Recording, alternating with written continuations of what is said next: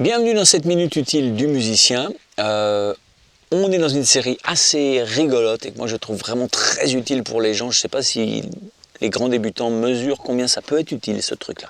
Mais cette série, c'est au lieu d'apprendre des solos pour commencer, des grands solos et des trucs où on se dit bah ouais, je vois bien qu'il y a une différence entre Mark Knopfler et moi, bah évidemment qu'il y en a une. Il y a 50 ans de gratte entre les deux. Donc c'est pas grave. D'accord, mais c'est juste pas comme ça qu'il faut commencer parce que sinon on se décourage. Et pour commencer l'impro, il faut apprendre des micro-motifs, des tout petits machins, des tout petits plans minuscules qu'on injecte tout de suite, mais de façon têtue. Vous allez le faire des milliers de fois. Le truc d'aujourd'hui, j'allume mon Philippe, c'est juste.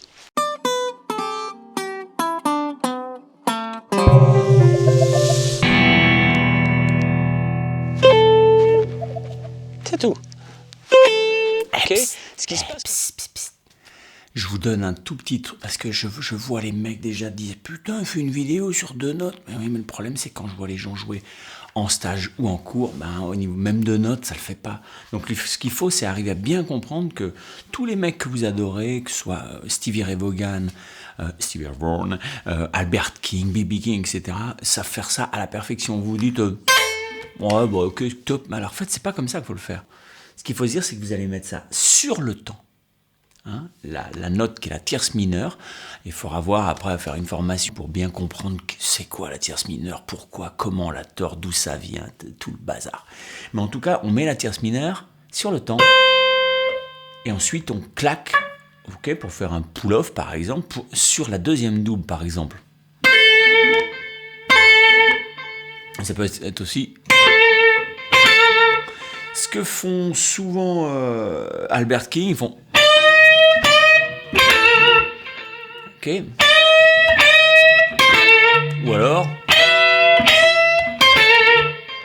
Ok, alors si on veut l'expliquer, tout se bat. C'est un peu fort cet ampli, non? Enfin, on va voir, ça se trouve, ça a tout pété dans mon truc.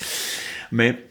Pi, pi, pada. Ok, là, c'est pareil que ce que je vous ai fait, sauf qu'en fait, on fait une noire, et puis la note qui est sur la noire, et celle qui est juste après. Une double, mais rapide. Ok. Et ben ça, c'est peu de choses, mais c'est super important parce qu'en fait, peu de gens me le font bien quand je les rencontre. Donc, arrêtez de vous dire ouais, c'est bon. Si vous êtes super avancé, regardez pas cette vidéo, d'accord. Mais si vous êtes débutant ou intermédiaire, vous dites ouah, je galère sur ma pinta, j'arrive pas à la faire sonner, et que vous ne faites pas ça, alors il y a un truc qui merdouille. Si vous vous dites bon, sur vidéo il y a 2 notes et que vous sonnez pas, alors il faut vous mettre à faire ces 2 notes là. Il faut vous mettre à faire ça et l'adapter à autre chose, peut-être pas la tierce mineure et la tonique, mais autre chose, en complément en tout cas. Et puis surtout, faut arrêter de penser que le fait que vous sonniez, c'est pas logé dans les détails. Hein, on aura beau vous expliquer 15 000 fois comment c'est fait la gamme pentatonique, vous donnez le dessin, si vous n'avez pas des détails pour la nourrir, vous sonnerez comme un zébu. Hein, d'accord ? Donc c'est vachement important d'apprendre plein de petits plans de détails. Bon, on retourne dans le désert pour se dire au revoir, ok ? Ce qui se passe quand on fait ça, c'est qu'en fait on met ça sur le temps, ok ? Et l'autre, elle est claquée juste après. Okay, dans les riffs, dans les plans, vous en avez plein. Et bizarrement, quand je vois les débutants jouer, ils font très peu de ce genre de petits machins. Moi, ce que je veux dans cette série, c'est vous donner des tout petits trucs qui font que d'un seul coup, c'est chouette. Au lieu de faire. En fait.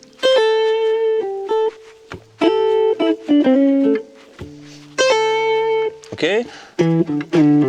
Ces petits plans-là, ils sont tous dans le PDF. Alors, allez télécharger ce petit PDF, d'accord ? C'est je joue une note.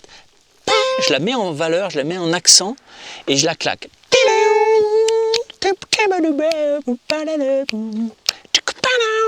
Et on peut le faire sur toutes les notes, on peut faire. Ok, on peut faire comme ça. N'hésitez pas à aller chercher le PDF, vous connaissez la route, vous cliquez sur plus. Si vous êtes déjà inscrit, alors non, hein, parce que vous l'avez déjà dans votre espace de ressources gratuites. Vous avez juste à aller suivre votre lien, c'est bon. Sinon, vous cliquez là sur le plus et ça vous ouvre la description. Dedans, il y a un lien pour vous inscrire à toutes les ressources. Et puis après, vous avez tout. Vous avez votre lien, vous avez tout. C'est peinard, c'est tranquille. Et c'est gratuit surtout, d'accord? Donc allez-y. C'est fait pour que vous suiviez bien les vidéos, pour qu'on fasse du bon boulot ensemble.